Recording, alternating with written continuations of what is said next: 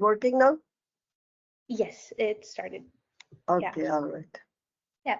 Okay. So, first of all, thank you so much again for giving us your time. This is really exciting for us, since like almost all of us, we've been your patients and we still are. So it's Sure. Yeah, really, yeah. yeah, it's really cool to have the opportunity to interact with you outside the hospital setting. So, yeah, thank you so much for that.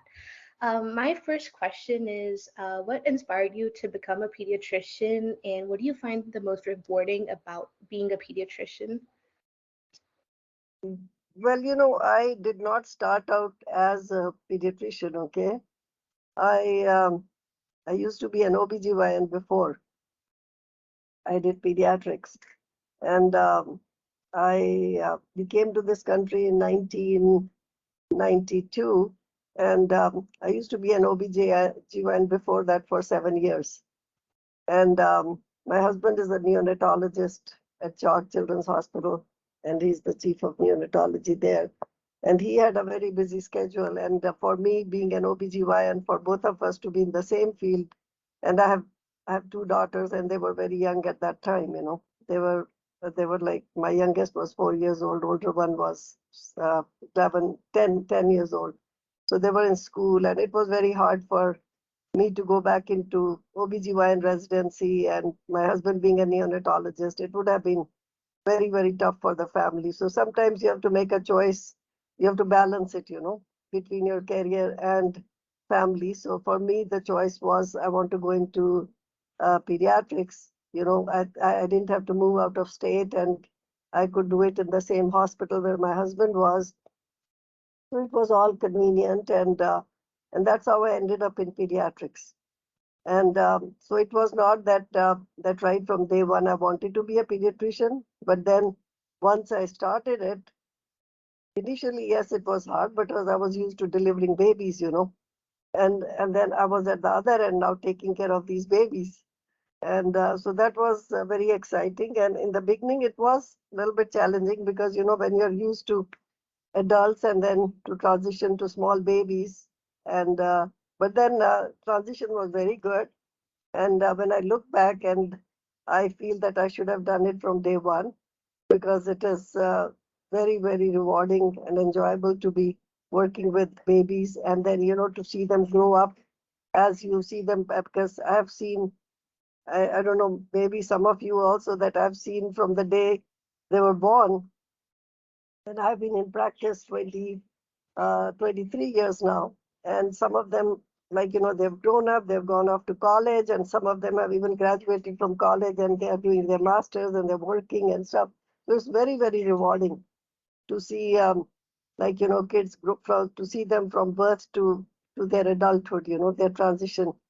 And so that's the most rewarding part of pediatrics, I feel. And I really enjoy it, and I love being a pediatrician. That's actually really inspiring, and we're glad that you're a pediatrician because we had the opportunity to connect with you because you were a pediatrician. Thank you. Thank you. Yes, thank you so much, Dr. Monga, and we're so glad that you ended up like choosing this path because even my parents and everyone, we all love you so much. Oh, thank you. Thank you. You're very kind. Thank you. Yeah, but I really enjoy what I do. And and Mhm. and the most important thing about any profession that you pick, you have to enjoy it. You have to Yeah. like it. And you should be happy going to work when whatever you pick in your life. Hmm. Our next question is, what are some common health issues and challenges that children face at different stages, like kind of from infancy to adolescence? Yeah, it's like, it varies from stage to stage. So I would say infancy, it's more challenges for parents than for babies, because first year it's like, you have a newborn and parents are adjusting to, especially when they're first time parents. Babies have different, uh, they're just, they have their, like, they have colic, they have, like, feeding issues, they have, there are a lot of challenges, more for parents than for babies itself. Like babies, of course, they are also, like, going through this discomfort and everything, but then parents have to kind of adjust to the baby, you know. So that in infancy, it is more like, you know, you see colic, you see like, you know, reflux for babies, you see like, you know, generally you don't see like touch with most serious illness is very rarely, but you see more like common things for little babies. You know, they may get URIs, they may get like, you know, upper respiratory infections. Some babies may get bronchiolitis, RSV, things like that. So that is more like, you know, during infancy stage. So, and then coming to like toddler years, it's about the same. You know, they have upper respiratory infections, they have more like discipline issues. So those are like, you know, those are like a toddler years. And then you come to preschool and you know, kindergarten, and then elementary school. So elementary school, again, it's adjustments. You know, some kids, when they start preschool, they have a lot of adjustment problem. You know, they have separation anxiety, they've never left the home.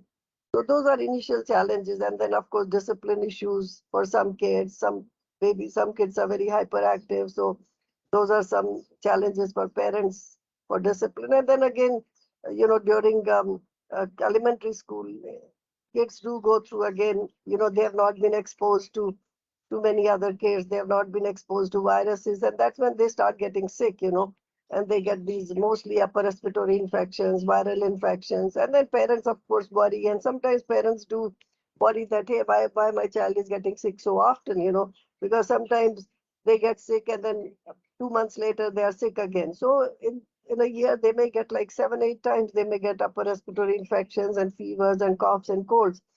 Yeah, it is worrying for parents, but those are like normal things that kids go through in their kindergarten years, because they have not been exposed to viruses until their body develops immunity and all, and then they kind of get, but they don't get fall as sick during their you know, middle school years. And then come to middle school, and you know, it's like pre-teens, you call them tweens, you know. So that's a very tough transition time, I would say. It's tough for pre-teens and teenagers, and it is challenging for parents as well, you know, because you know, you're going through puberty changes, and all of you have gone through those phases. And you know, it's very that period is very challenging, I would say, not only for teenage, preteens and teens, but it is challenging for parents as well, you know, because you know, you start having mood swings, you start, and it's like adjusting also, because you know, for I don't know if we have like more Indian Asian kids, or we have everybody else also, but cultural differences are also there, you know, because Asian kids, Indian kids, they're more like, you know, they're two different cultures you're growing up in. You have one set of rules at home, and then, you know, you're in outside world and you're trying to adjust to like an outside, you want to fit in everywhere, you know. At home, you're trying to live up to your parents' expectations, and outside you have to adjust, like, you know, you have to fit in with your other friends, with your colleagues and everything else.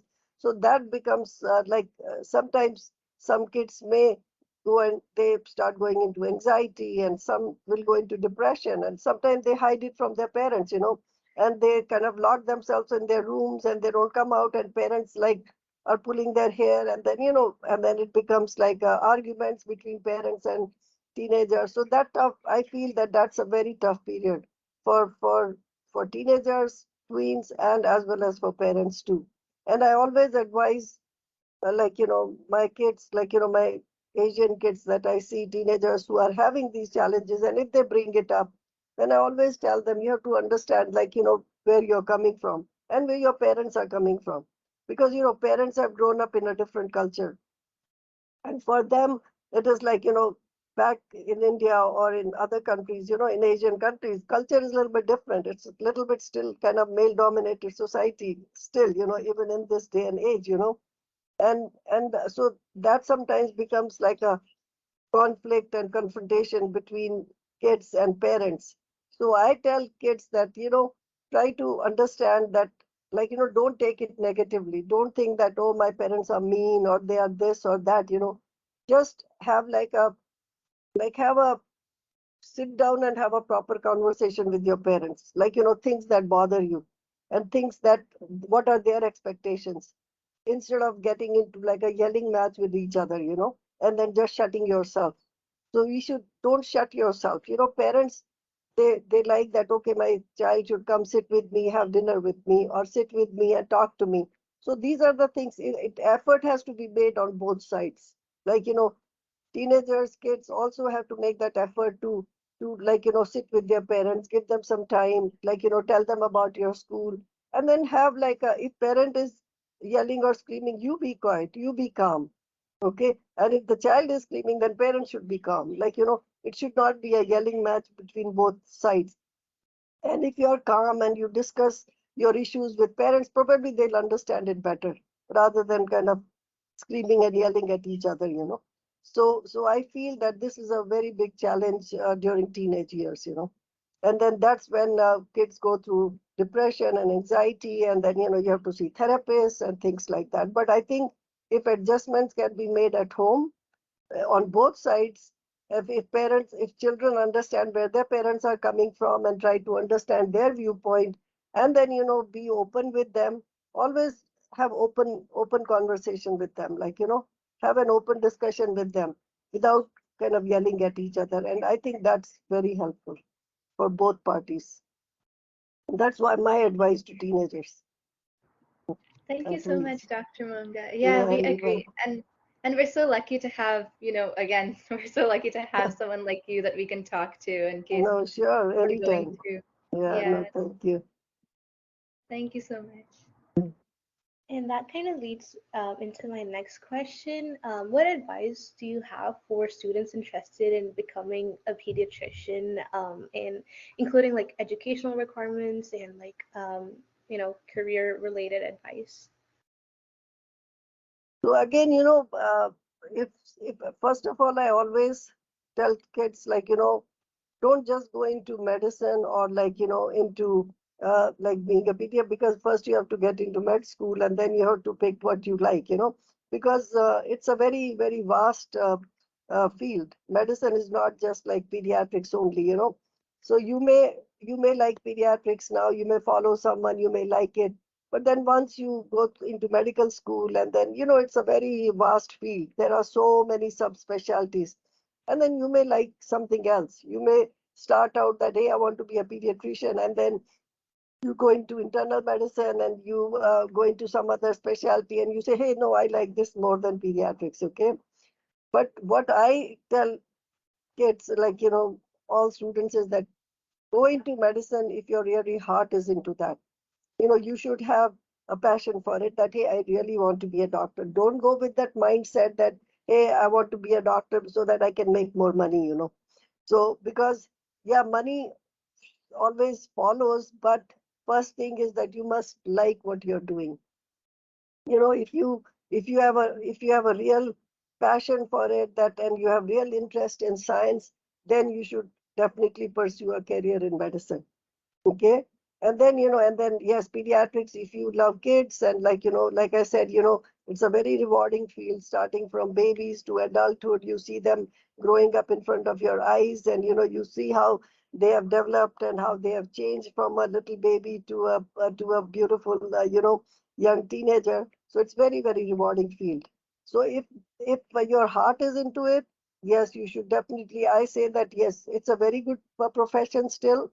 Yes, it's a long haul. It's like, you have to go through 4 years of college, and then, MCAT, and then you have to make sure you have good grades, and you have to maintain your GPA. You can't just say, hey, I want to go into medicine and then not work hard.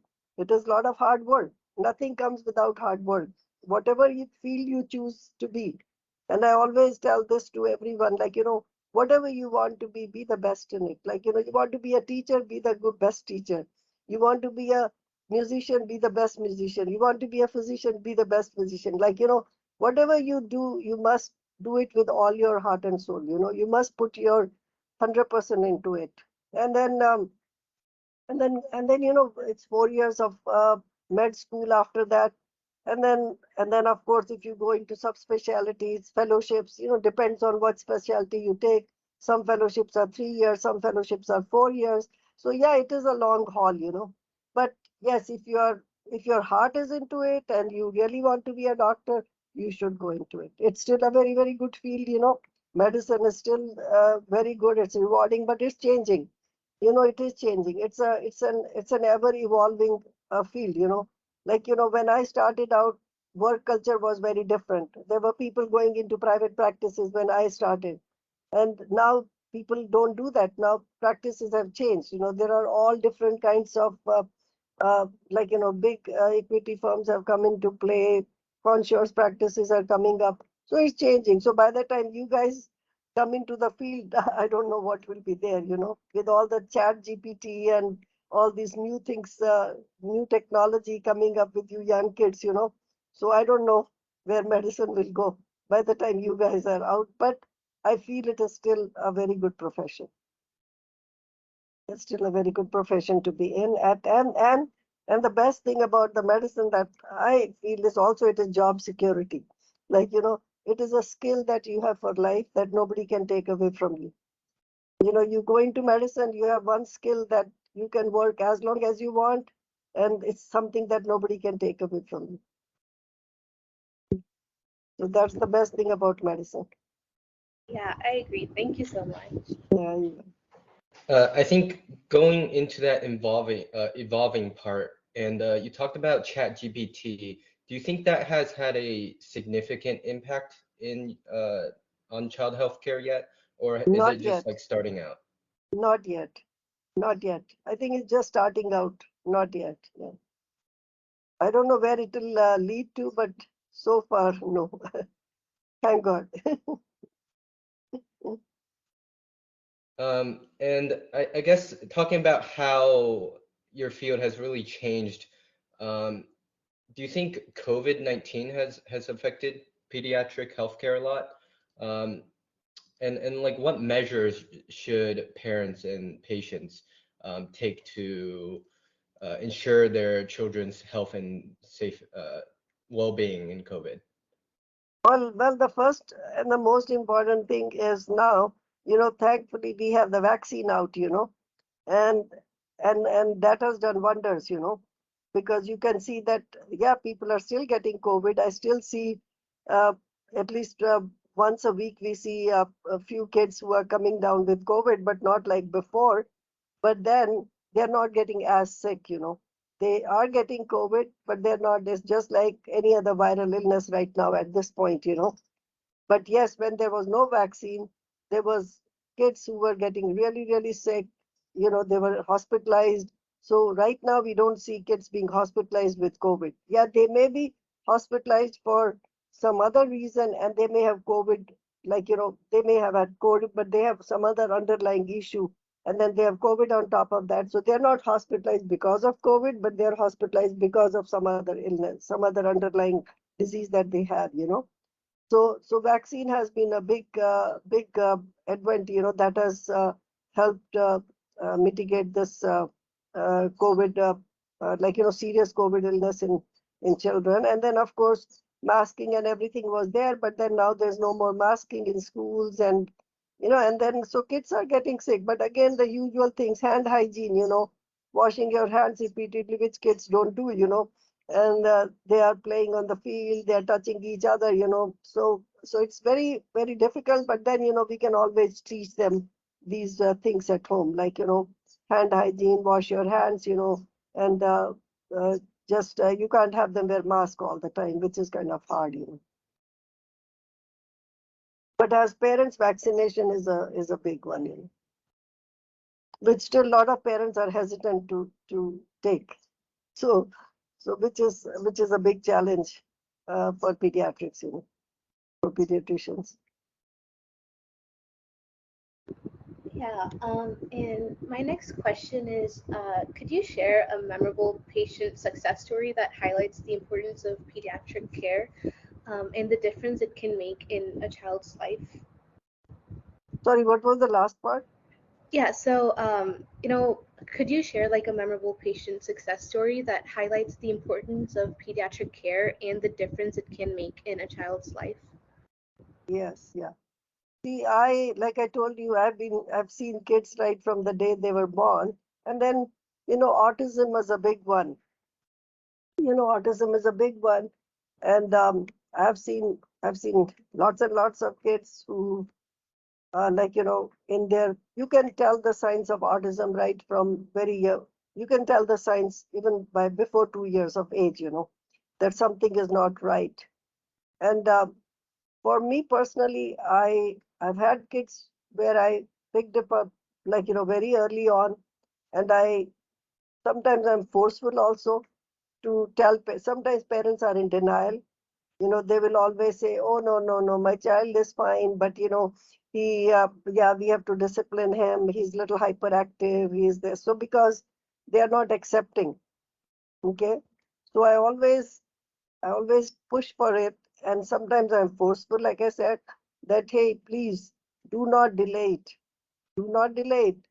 Please start therapies as early as possible. And that's where I have seen, yeah, some kids may be very severe on the spectrum where they may have some other underlying genetic issue. And maybe that's why they are so severe on the spectrum. But like, mild, even moderate cases, I have seen kids who I've had some parents, who went back to India, saying that no, no, they don't have like so much social interaction here. We don't have families, so no, we'll go back and the child will be fine. And then few years later they come back because no, that didn't make any difference because there was an underlying issue here, which they kind of neglected, and then they were not neglecting, but they were not accepting, and then they come back and then they start therapies. And I've seen these kids who are teenagers, and some of them, like I said, have gone to college, and you can't even tell some of them that they had autism. If I didn't know that this kid I have seen as a baby, and when he was a 2-year-old and he was on the spectrum, and now I see that he's a, yeah, they may have some social issues, they may not be very social, and but there are a lot of adults who are not very social, but they're doing very well. They're high functioning.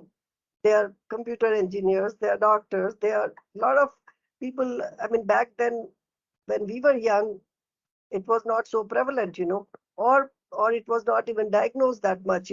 We would just say, hey, this person is shy. He doesn't like to talk to people. That's his personality.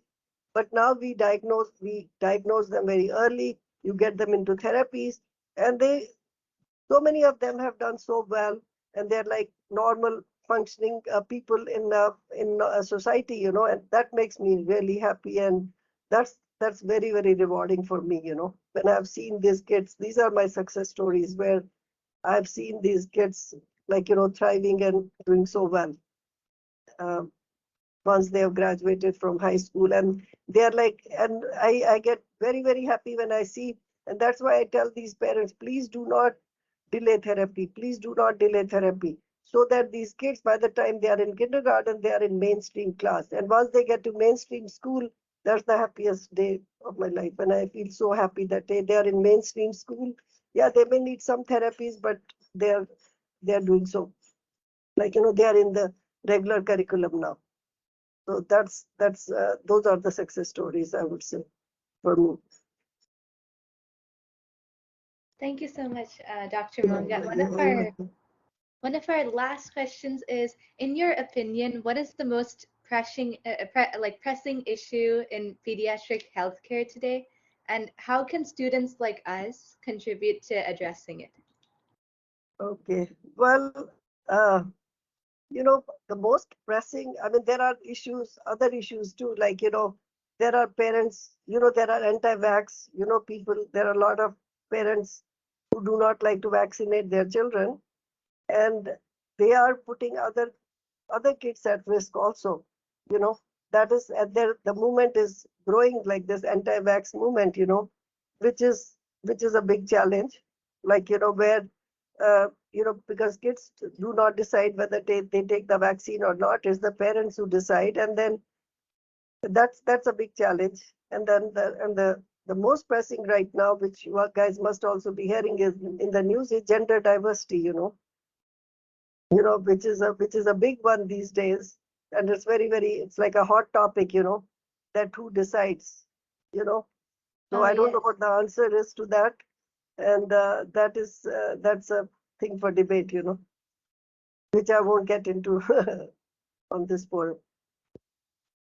So, but yes, vaccination is a big one where, people can advocate, like, you guys can advocate for vaccinations, which is so very, very important, because these anti-vax people, I mean, some of them are educated people, but they are still anti-vax, which I fail to understand why. Probably they have forgotten that they have not seen smallpox, they have not seen polio, they have not seen something called epiglottitis, where like kids used to get sick and they would not even make it to the hospital. They would literally uh, die on the way to the hospital because of the something called epiglottitis, and they couldn't breathe. And then the vaccine, now we don't even see it. We don't even, it's completely eradicated. Polio is eradicated. Smallpox, it all started with smallpox, and smallpox was the first advent, like, vaccine. And then polio came around, and when there was no polio vaccine, people used to get paralyzed. People used to die, I mean, Roosevelt, the president, US president, one of the presidents, he had polio, and he had a big push in for the vaccine, and then it got they eradicated polio. So vaccines is a big advent in pediatric care, in pediatric field, that these vaccines that have come around and have like really made big difference in lives of children, and we have grown up into healthy adults, because these anti-vax people, they don't know all these diseases. They don't know how severe they were. And then you still see, whenever the vaccine rates go down, you see cases of measles, that there were outbreaks in, I don't know if you guys know, there were outbreaks a few years ago in Disneyland of measles. There was outbreak of mumps in the Midwest a few years ago, just because people were linking measles vaccine, MMR vaccine to autism. And then parents stopped giving the vaccine. So there is so whenever there is this anti-vax movement, it kind of gets a little bit more strong. You see this resurgence of these diseases, So that's why, you have to stay on top of this, and we have to push for, like, hey, please vaccinate your children. Do not be anti-vax, So it's because you are putting other kids at risk also. If there is one kid who comes with measles to school, he's infecting the whole class. So that's how these big outbreaks happen, So that's a big one where you guys can be big advocates,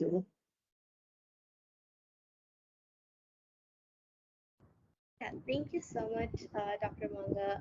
This session has been really helpful for us, and we really enjoyed it. So thank you so much for that. Oh, thank you. Thank you so much. You're so sweet. Thank you.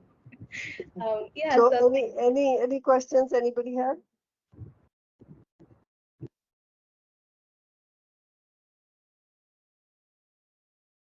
No, we're good. All right, okay. All right. Thank you, guys. yeah, thank you so much. You're welcome. Have a good weekend. I hope it was helpful. It was really helpful. We hope you enjoy your Hawaii trip. Yeah. Thank Yeah. you. See All you right. later. Thank you. Okay. Thank you Bye. so much. Have a good weekend. You're welcome. Take care. Bye. Have a good weekend. Bye. Bye. Bye.